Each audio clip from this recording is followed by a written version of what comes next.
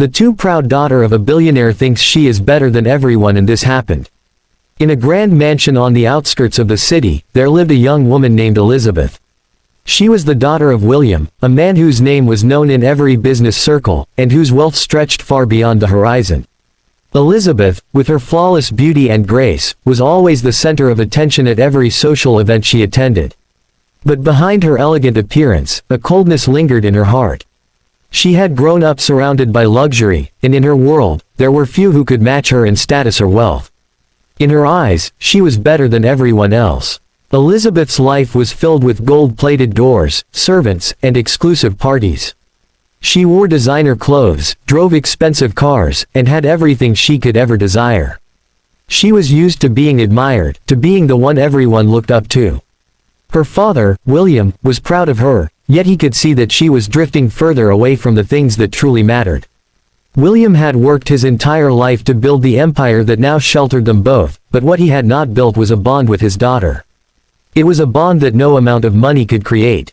William had been busy, consumed with his work, and Elizabeth, in turn, had grown indifferent to the people around her. She was so sure of her superiority that she failed to see the cracks in her own heart.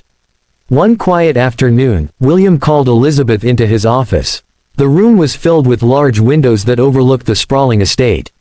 The sunlight poured in, casting a soft glow on the polished furniture. William was sitting behind his large desk, his face weathered and tired from years of working. Elizabeth walked in, her steps light, her posture perfect. "Elizabeth," William said softly, his voice heavy with something unspoken. "I need to talk to you about something important." Elizabeth raised an eyebrow, sitting down in the chair opposite him. "What is it, father?" "I'm rather busy." William smiled faintly, but his eyes were filled with a sadness that Elizabeth did not understand. "I know you've been busy with your social events and parties, but there's something more in life than all of this. I want you to understand the importance of relationships, of love, and of sacrifice." Elizabeth's eyes narrowed. "What do you mean? I have everything I could ever need. I don't need relationships or love. What I have is enough." William sighed, leaning back in his chair. "You may have everything you want, but that doesn't mean you have everything you need. Sometimes, the most valuable things in life are not the things you can buy with money. It's the people you love, and the people who love you in return." Elizabeth's lips curled into a faint smirk. "I don't need anyone to love me. I'm better than most people. They only wish they could have what I have." William's face grew serious. "That's where you're wrong, Elizabeth. It's not about being better than anyone. It's about being humble. It's about giving, not taking. One day, you'll realize that." Elizabeth looked at him, unsure of what he meant. She couldn't imagine a life without luxury, without being above the ordinary. She had never felt the weight of true struggle, never understood the sacrifices that others made just to survive. A few weeks later, something happened that would change Elizabeth's life forever. Her father's company faced a major financial crisis. The stock market plummeted, and many of their assets lost value. William's empire, which had once seemed unshakable, was now in jeopardy. Elizabeth, who had always been surrounded by wealth, found herself facing a new reality. The mansion, once so grand, began to feel empty. The servants, who had once catered to her every need, began to leave, unable to afford to work there any longer. The lavish parties she once attended no longer held the same charm. She was suddenly alone, and the reality of her life started to hit her like a wave. She tried to ignore it at first, retreating into her expensive clothes and the comfort of what little remained. But nothing could shield her from the emptiness she felt inside. Elizabeth had always thought that money could solve everything, that it could protect her from pain, but now she saw that it was not enough. One evening, as the last of their savings was dwindling, Elizabeth found herself in the living room, staring out the window at the dark sky. Her father entered the room, his face drawn and tired. "Elizabeth," he said quietly, sitting beside her.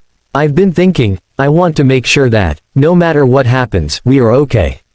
I've made mistakes, I know. But it's never too late to change. If we lose everything, we'll still have each other." Elizabeth didn't speak at first. She looked at her father, seeing him not as the powerful businessman he once was, but as a man who had tried, in his own way, to care for her. She had always seen him as distant, too absorbed in his work to notice her needs, but now she realized that he had been doing what he thought was best for her. He had sacrificed his time, his presence, all in the name of providing for her. But in the end, it wasn't the money that mattered, it was the love that had been absent all along. "I'm sorry, Father," Elizabeth whispered, her voice breaking for the first time in years.